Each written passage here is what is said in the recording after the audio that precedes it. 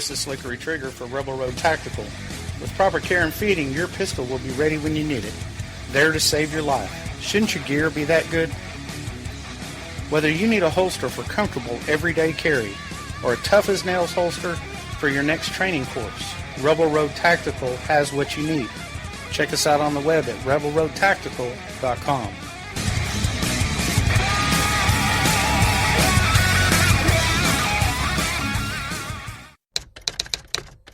All writers are prone to becoming so attached to our characters and stories that we struggle to see why a passage may not be working. It takes another set of eyes to help us nurture our writing into full maturity. At Black Wolf Editorial Services, we strive to enable writers to develop and grow, shaping stories into masterpieces that can stand the test of time. Editing services are provided for all genres and all age categories.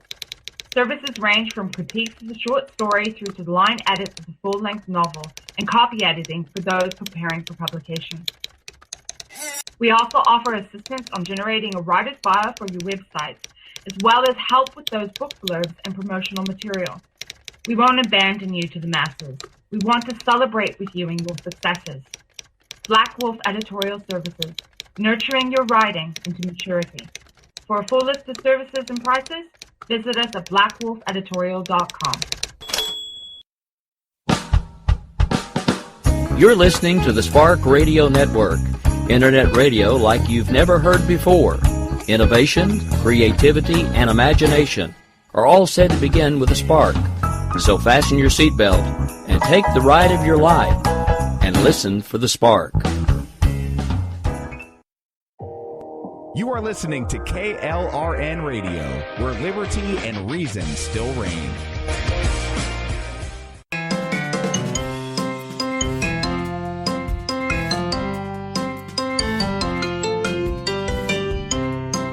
The world around us is an amazing place, filled with beauty and with science.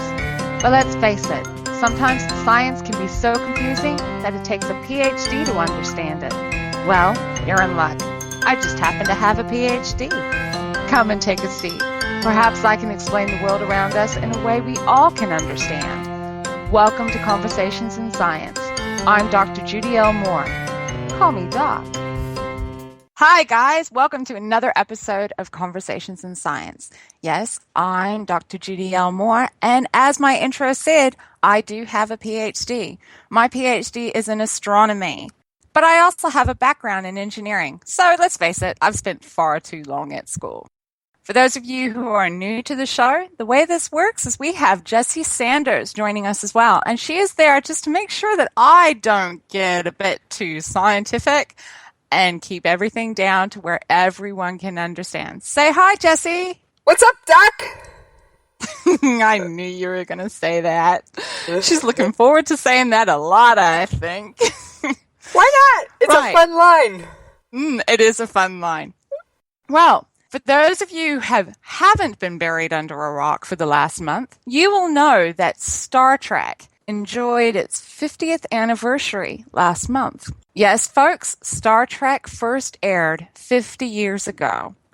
And let's face it, Star Trek has been around for a very long time and has captured the imagination of so many people, including me. I'm a big Star Trek fan. Yet not so big that I have costumes and I go to Comic-Con, but I still love all the episodes, and I know very much what's come from Star Trek that is actually we see today. A lot of the things that we have in our world, we have seen coming from Star Trek. Just think of our cell phone. Yeah, our cell phones. How many people have actually seen those flip phones? Did you have one of those flip phones, Jessie? Of course I did. Who didn't at one point in time? Exactly. Well, those flip phone conversations that we had, they were originally Star Trek. So if you think about the original series, you had Captain Kirk. He would flip open the communicator and go, "Scotty, beam me up!" or whatever else he actually said. But those communicator ideas, that was 50 years ago. And look what we've got now. And there's so many other things from scientific technology that we have today that have originated in ideas from Star Trek. So, of course, when Star Trek came around for its 50th anniversary, I was sitting there watching everything that came out, all the various different tube videos, that, including the parodies. But I came across one in particular that was from NASA. Being the astronomer I am, I was really excited about this one. Jesse, could you do me a favor and roll it, please? All these imaginative exercises in science fiction is merely food for the imagination of scientists who are actually working with technology that is. I've interviewed wonderful NASA scientists who are working very practically on things that verge on science fiction. Imagine sending a vehicle to take a photograph of Pluto and come around and take around and then move around and keep going. NASA is space exploration, and it means a great deal to all of us. NASA is at the forefront of science and technology, and the money spent out there in space is investing in our future right here on Earth. There's all that space, all that knowledge, all that challenge, and the human animal is an adventurous animal. And sure, there are risks involved, but we boldly take those risks and hunger for that information, that knowledge that lies out there. And it's exciting when we're making these discoveries. We landed a human being on the moon 47 years ago. 47 years from now, what are we going to be doing? We're already circling Jupiter. We've already explored Mars. More knowledge, stimulates more curiosity. That's a great human adventure. We are curious creatures. It's phenomenal what NASA is doing with science that is, when you look at it, is the equal of science fiction.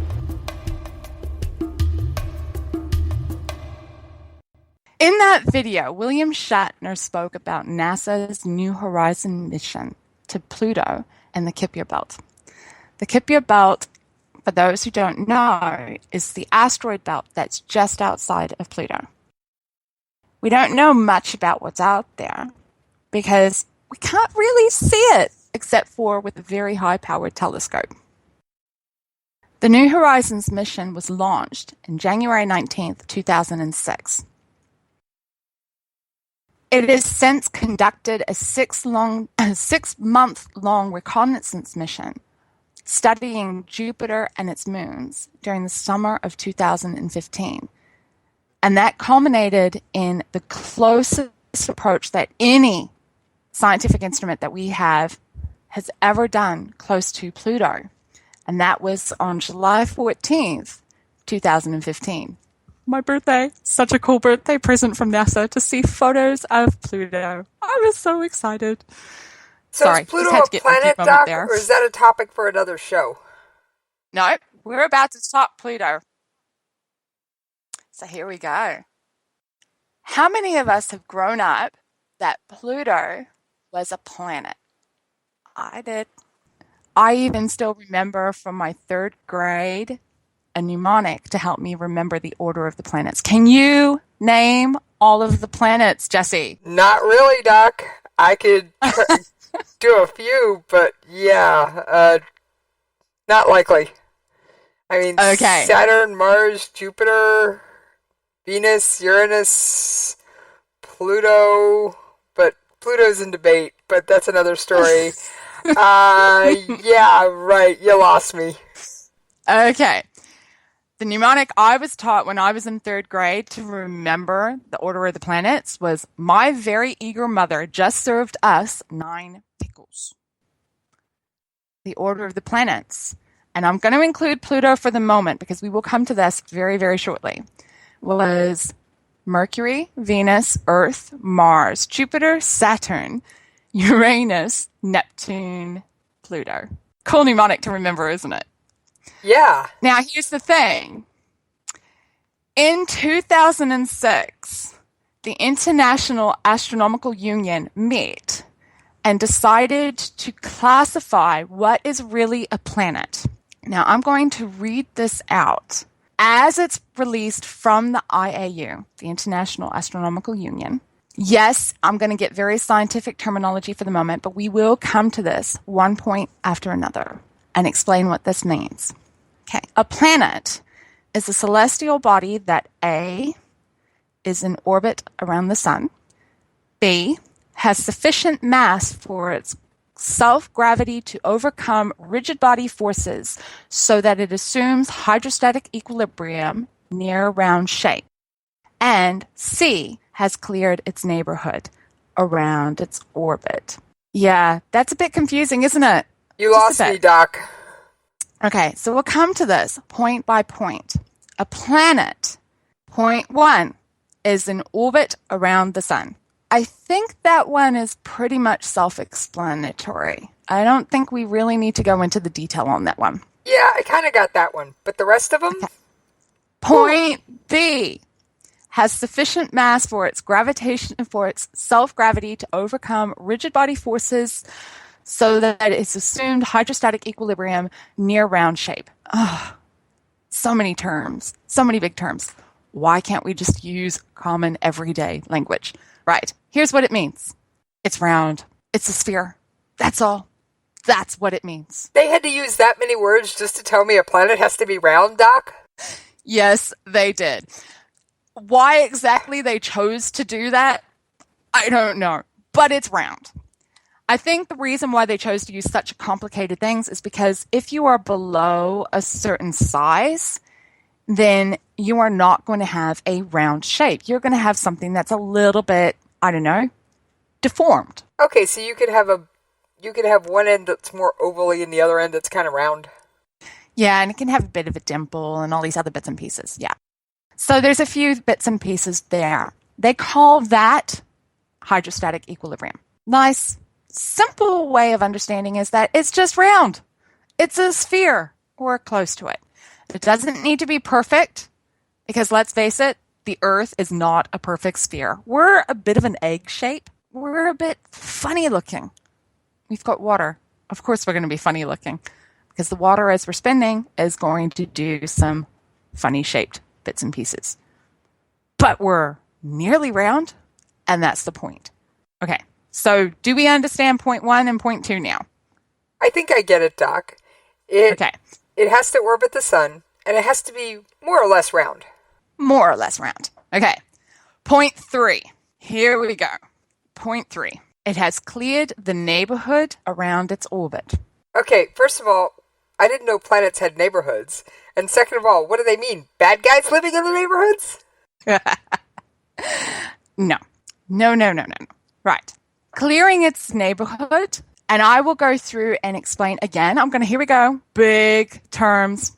A celestial body has cleared its neighborhood if it has become gravitationally dominated, and there are no other bodies of comparable size other than its satellites and those otherwise under its gravitational influence. The translation? There are no other objects that share its orbit around the sun. Well, does that include moons? Or is that what they mean by satellites? But see, this is the thing. A moon is actually a satellite. Okay, so they don't mean a satellite in terms of the thing we use for get television and cell phone and all that. They mean satellite as in natural-made, roundish kind of thing, like our moon. Yeah. See, the thing is the moon doesn't orbit the sun. The moon orbits the Earth.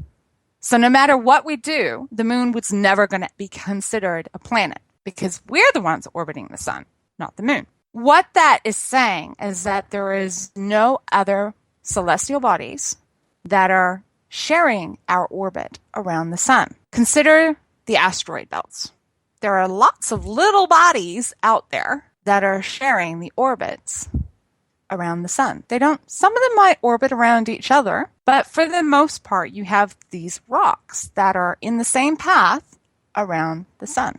So that's basically what it's meaning about clearing its neighborhood. So an asteroid belt is a whole bunch of little space rocks that just kind of hang out in the same place and circle around each other and crash, bang, boom, and all kinds of other things, right? Yeah. And they orbit the sun along the same path. So they do orbit the sun. That those orbit the sun, yes, but not the moons. The moons orbit us, or orbit the planets, or the other celestial bodies that they're going around. So I know it's so confusing. It can get very confusing very quickly, and I know. All right, so our moon in space terms is considered a satellite. Yes. And Earth only has one satellite, i.e. the moon. Yes. But there are planets that have lots and lots and lots of satellites, or lots and lots of moons. Exactly. There are. In fact, Jupiter has got, I think the last count was near on over 100 different moons. It's 100?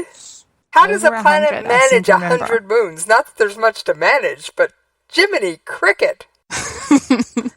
It's a lot of moons, but it's also a big planet.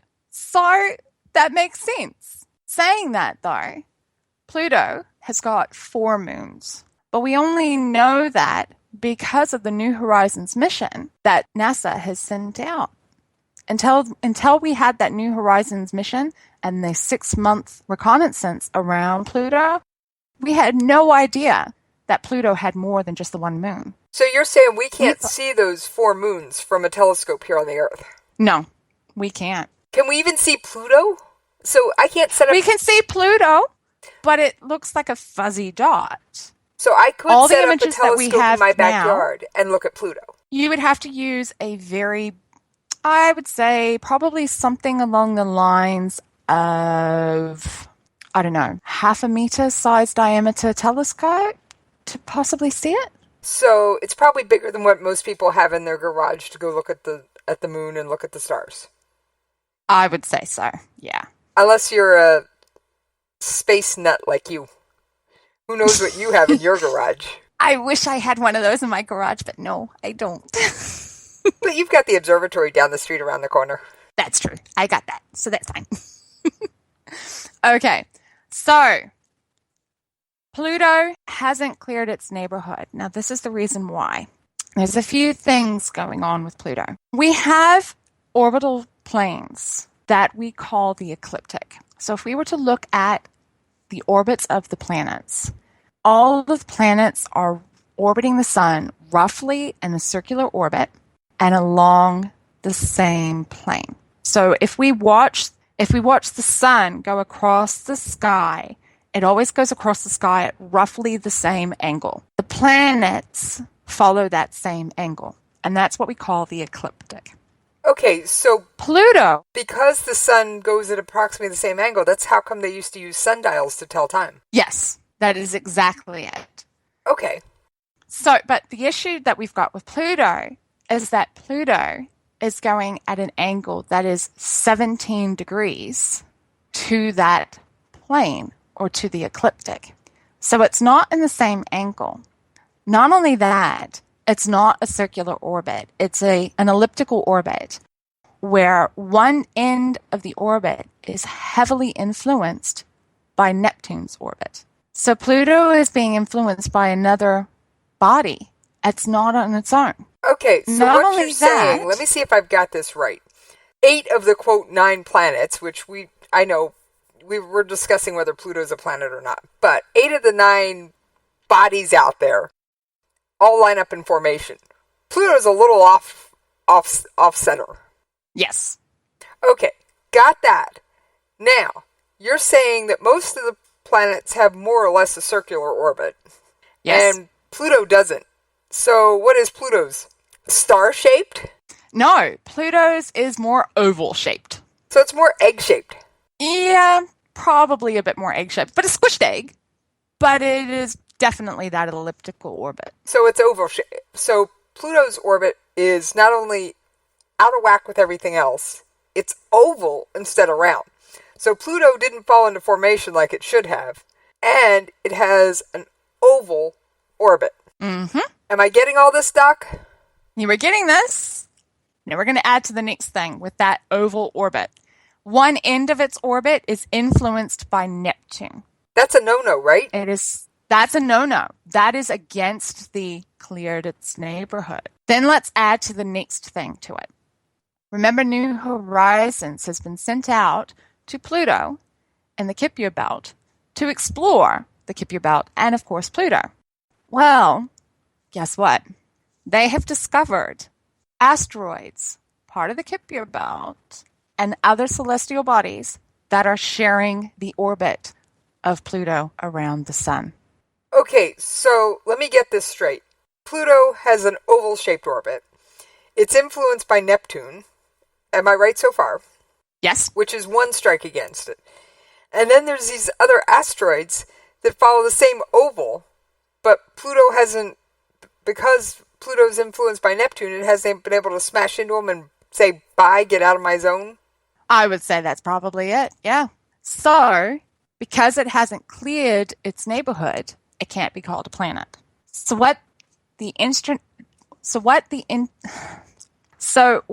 International Astronomical Union, the IAU, have done back in 2006, they created a new classification called Dwarf Planet. Dwarf Planet. When they did this, Little planet. When they did this, they defined a dwarf planet as something that orbits the sun, something that has sufficient mass for hydrostatic equilibrium. Remember, I said that means it's round. Something that hasn't cleared its neighborhood. They also added another criteria, something that isn't a satellite. Okay, so our moon could never be classified as a dwarf planet because it is a satellite. Exactly. But because Pluto isn't a satellite, because it does, even though it's out of formation, orbit the sun, it hasn't kicked everybody else out of its path. So as a consequence, it hasn't cleared its neighborhood. A dwarf, and because of it, it's being called a dwarf planet. Now, I've had a few conversations with various different children over the years. My own children are among the first of the generations that were being taught that Pluto is a dwarf planet. And it was quite scary to hear my own daughter turn around and say to me not long ago that Pluto was a dwarf planet because it was small. My heart sort of sunk. Well, isn't its size part of it? Well, yes and no. But let me carry on. About 2 weeks ago, I was talking to my nephew. Beautiful, sweet little boy. Hi, Jordan, if you're listening. He came home from school all excited about everything that he was learning. And he knew his mother's told him that I did astronomy.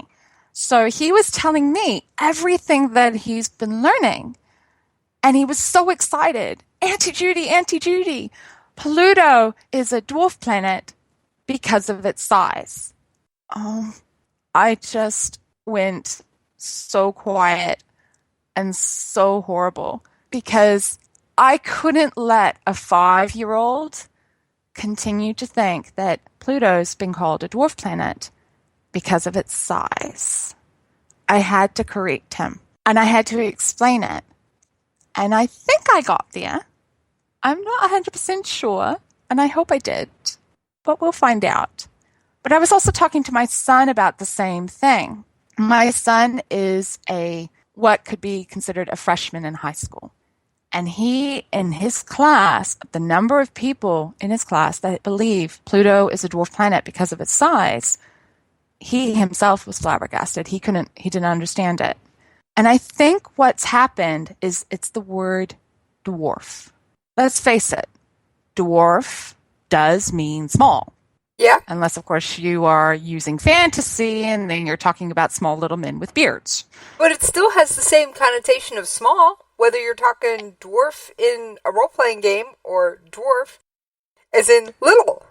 Exactly. And I think that's the issue. The thing is the way the IAU has defined what a dwarf planet is, in theory, you could have a dwarf planet that is the size of Jupiter, which is not small. That's big. How big is Jupiter? I mean, is it like remember. 4 times the size of the ask Earth? Me things like that. But it's a lot bigger than Earth. Oh, significantly so. I mean, dwarf, the red spot that's on Jupiter, which is the storm, Earth fits in that. Okay. That gives you an idea of its size. So it's huge. It's absolutely huge. The reason why we could have dwarf planets that are Jupiter size, what could have happened is you could have had two planets that were almost the same size that formed, but on opposite sides of the sun at exactly the same distance from the sun.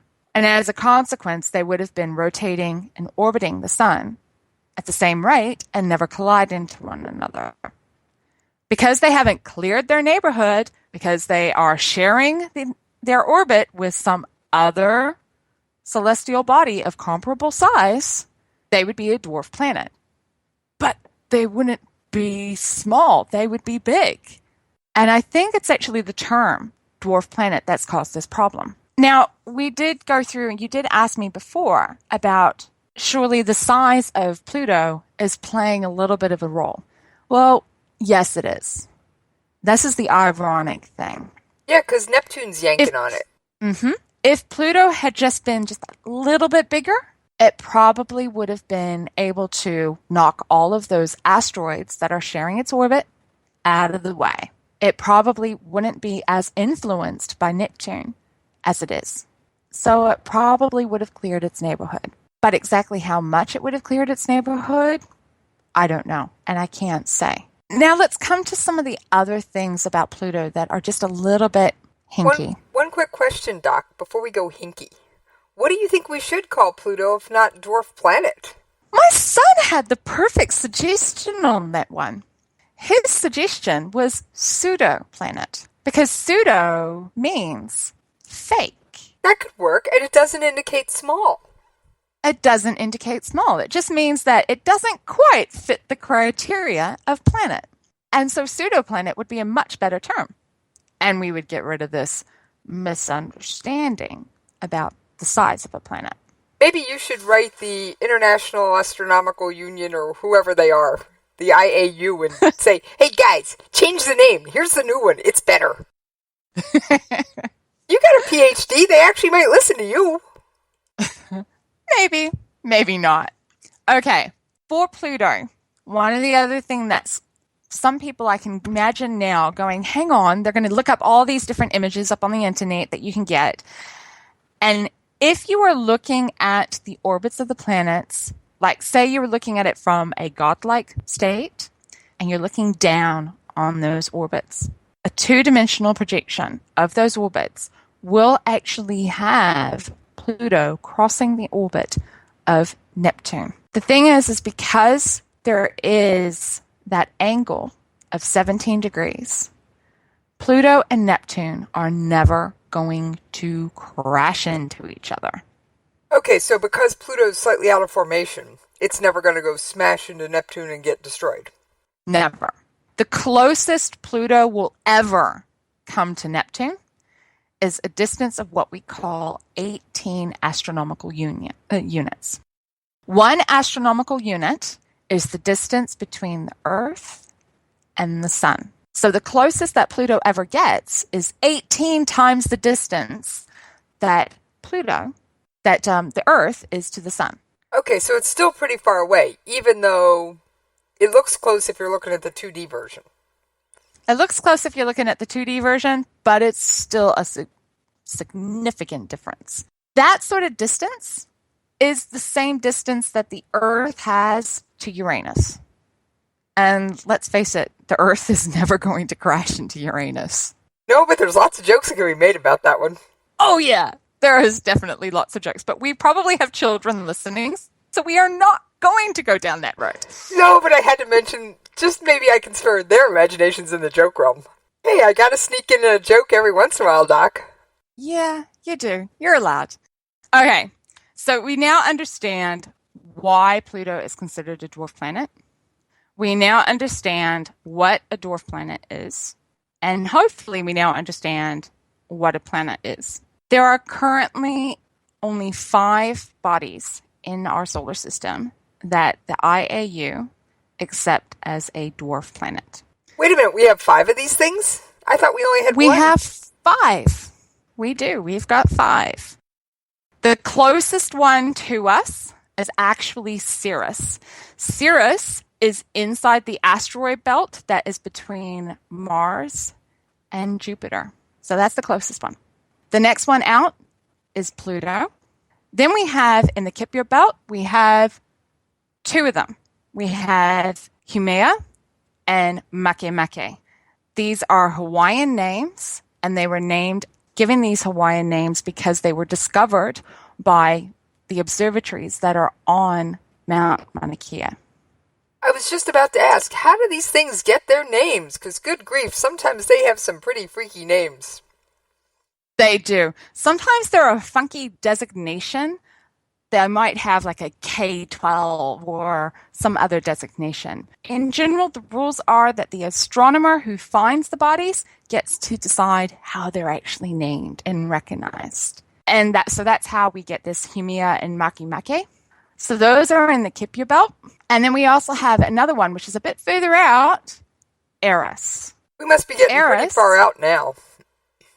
Eris is at twice the distance from the sun that Pluto is. Whoa, no chance of seeing that one on the telescope at home. Definitely no chance. In fact, the only reason why we even know it exists is because they were taking a variety of different images of the Kuiper belt and the asteroid belts that are a bit further out, and they, over a course of time, would see a couple of the bodies moving. You would have these images. You took one at one date, you took one at another date, and another one at another date, and you compare all the bodies and all the bits and pieces, all the dots that you see there, and you actually can trace one moving. And that's how we found it.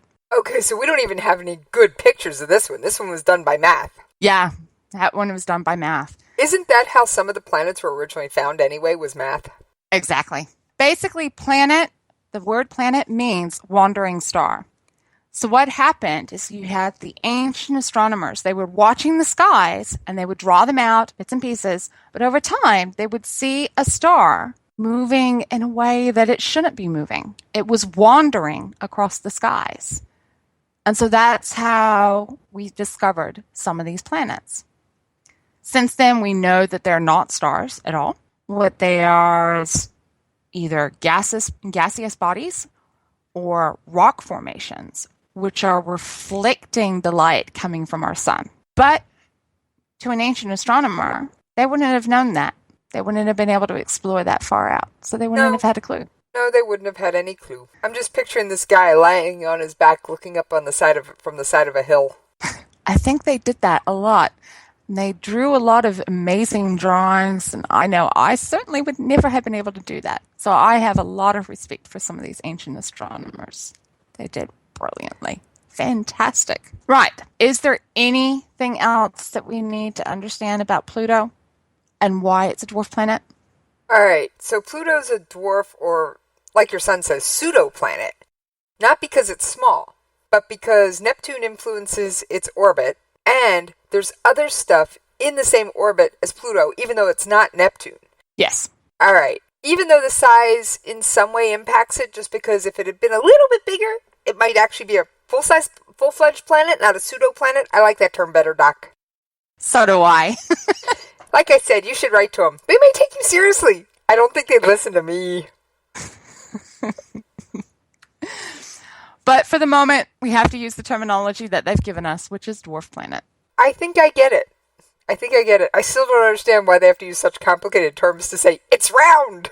No, I don't think we'll ever understand that one. But hey, at least the astronomers are a little bit more down to earth when it comes to explaining some of their terminology. For example, it orbits the sun. How simple can we get? Yeah, but their definition of round just sent me for a loop-de-loop. Well, nice and simple. We've got that one sorted. Brilliant. So, if anybody has any questions about Pluto or the New Horizons mission, feel free to contact us at Conversations at Science. So what is our email address, Jessie? I can't remember it. It's science@KLRNRadio.com. Although they can also hit you up on Twitter. Yeah, I'm on Twitter, Judy L. Moore. Or you can contact me through Facebook. I've got my own Facebook page, Judy L. Moore. And of course, I've got my own website where information about what we talked today is going to go up onto the blog, and that's found at judylmoore.com. So here's hoping that you found whatever information we had today useful, and you can actually hopefully enlighten your own children about what a dwarf planet is. So if your 5-year-old comes to you and says, Pluto's dwarf planet because it's small, sorry, Jordan. No, it's not. But that's okay. We get there. Until next time. Did you hear the big news? Oh, what news? Tell me, Jess. Tell me what's the news. Your show is now available for download on iTunes. I'm on iTunes? Oh, that's awesome. Yes, that Conversations so cool. in Science is under the podcast section. Oh, that is so cool. I'm on iTunes. Okay. Talk to you later. Bye, Doc. KLRN Radio has advertising rates available. We have rates to fit almost any budget. Contact us at advertising@klrnradio.com.